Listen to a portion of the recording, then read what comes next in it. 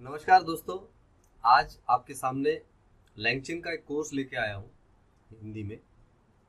इसमें लेकिन ये कोर्स है। इसमें मैंने डिसाइड किया है कि ये 2 घंटे के अंदर बनाकर इसको मैं यूडेमी में फ्री ऑफ कॉस्ट देना चाहता हूँ, ताकि जिनको जल्दी से जल्दी लैंगचिन सीखना है वो ये कोर्स देखकर एटलीस्ट अंडरस्टैंड करके अपनी खुद के कुछ कोडिंग वगैरह भी लिख सकते हैं।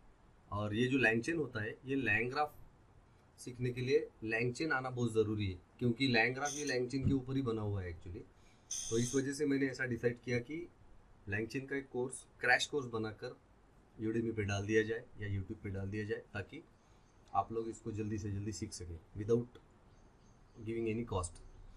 तो इसका कुछ मैंने ये बना रखा है कि क्या क्या हम इसमें कवर करने वाले हैं। तो अगर हम इसमें क्या क्या बात करने वाले, देखिए वेरी क्विकली, क्योंकि मेरे पास टाइम इतना नहीं है कि मैं इसको पूरा डिटेल में बात करूं। तो कुछ चीज़ें अंडरस्टूड है कि आप लोगों को कुछ चीज़ें पता ही रहेगी, लेकिन फिर भी मैं बहुत क्विकली टच बेस करके चलूँगा।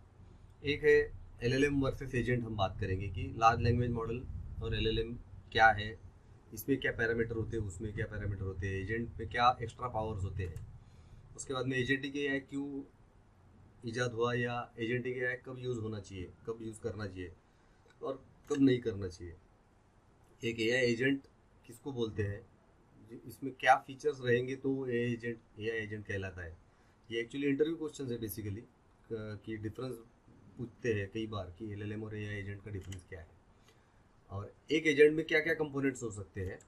उसके बाद में एक एजेंट, सिंगल एजेंट और मल्टी एजेंट। और ये मैं बहुत क्विकली लेने वाला हूँ, तो अगर आपको पता भी है तो कोई प्रॉब्लम नहीं है, आप मेरे साथ में शुरू से लेके आखिरी तक रह सकते हैं। उसके बाद में मल्टी एजेंट सिस्टम कब यूज़ करना चाहिए और कब यूज़ नहीं करना चाहिए, ये बारे में भी हमने बात की है। ठीक है, तो ये है पहला मॉड्यूल हमारा एक्चुअली, बहुत क्विकली चलेंगे इसमें।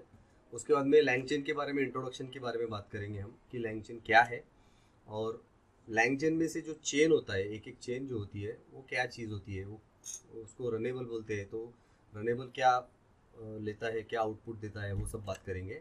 उसके बाद में लैंगचेन क्यों ज़रूरत है, मतलब ऐसी क्या ज़रूरत है, हम लैंगचेन इतना पॉपुलर हो गया है और उसको इतना यूज़ किया जाता है आजकल एक्चुअली, उस बारे में बात करेंगे। और लैंगचेन का आर्किटेक्चर के बारे में थोड़ा बात करेंगे कि उसमें क्या क्या कंपोनेंट होते हैं, क्या क्या चीज़ें होती है एक्चुअली, क्या मिलाकर लैंगचेन बनता है। ओके, एंड ये जो पूरा कोर्स रहेगा ये पाइथन के ऊपर आधारित है बेसिकली। तो पाइथन के साथ obviously LangChain लैंग्राफ is a part of Python. तो पाइथन और आपको नहीं भी आता है तो चिंता मत कीजिए, मैं इतनी गारंटी तो देता हूँ कि आपको लैंगचेन समझ जाएगा, अगर आपको कोडिंग नहीं भी आती है तो मैं उस हिसाब से सोच के बात करूंगा कि आपको कोडिंग आती है, थोड़ी सी आती है या एक्स्ट्रा आती है अच्छी तरह से। इसके कुछ कोर बिल्डिंग ब्लॉक्स के बारे में हम बात करेंगे, लैंगचेन में क्या क्या कोर बिल्डिंग ब्लॉक्स है। ये था मॉड्यूल 2। ये मॉड्यूल 3 में हम आ चुके हैं। इस मॉड्यूल 3 में हम लोग कोर कंपोनेंट्स के बारे में बात करेंगे कि रनेबल किसको बोलते हैं। एक ऐसी चीज़ जो एक इनपुट लेती है और आउटपुट देती है, उसको रनेबल बोलते हैं। उसके कुछ एग्जांपल, उसका मैं कोड भी रन करके दिखाऊंगा आपको। उसके बाद प्रॉम्प्ट टेम्पलेट किसको बोलते हैं, और उसको रीयूज कैसे किया जाता है, मतलब बार बार अलग अलग कोड में कैसे हम उसका इस्तेमाल कर सकते हैं।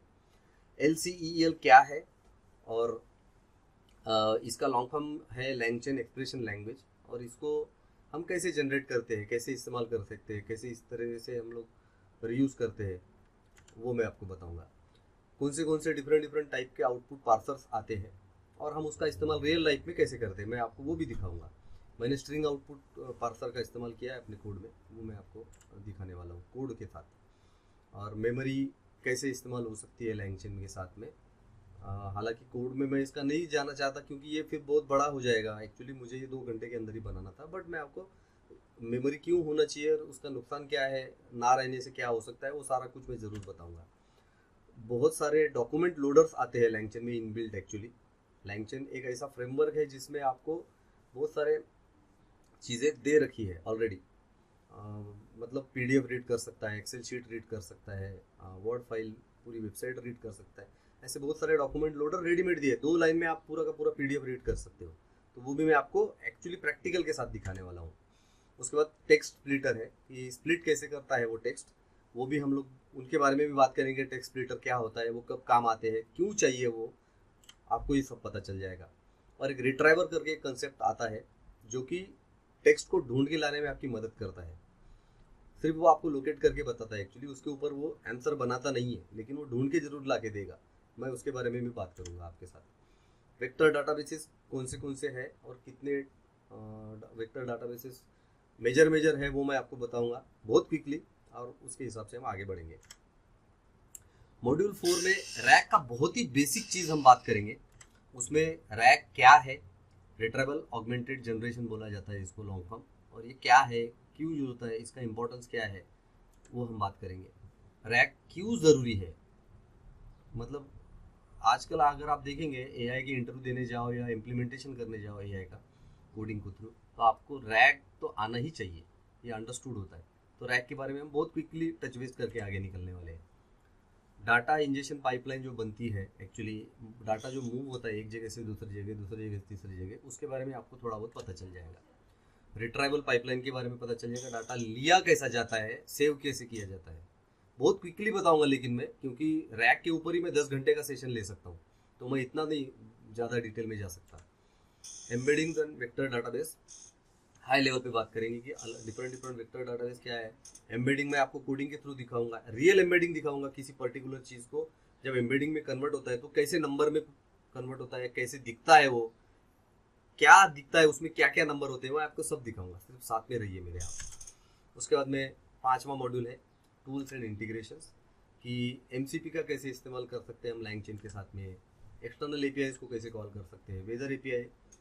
फॉर एग्जांपल आपको आज का वेदर चाहिए तो ऑब्वियसली आपको कोई ना कोई टूल या कोई ना कोई एपीआई कॉल करना पड़ेगा, तो वेदर एपीआई एग्जांपल है।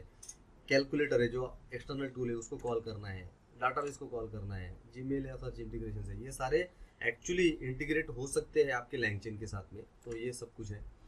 एंड लैंगचेन कब यूज़ करना चाहिए, जब आपके उसमें उसके यूज केसेस पता है और उसके बेस पे आपको डिसाइड करना है, तो आपको क्या क्या पैरामीटर सोचना पड़ेगा। उसके बाद में लैंगचेन कब यूज़ नहीं करना चाहिए, और परफॉर्मेंस में क्या इम्पैक्ट आ सकता है जब हम लैंगचेन यूज़ करते हैं, तो परफॉर्मेंस में क्या दिक्कत आ सकती है। तो इसके बाद में हम बात करेंगे कोर्स एजेंडा। अब मैं बहुत क्विकली चलता हूँ, लेकिन इसके पहले एक छोटा सा ब्रेक लेना चाहता हूँ। Thank you very much.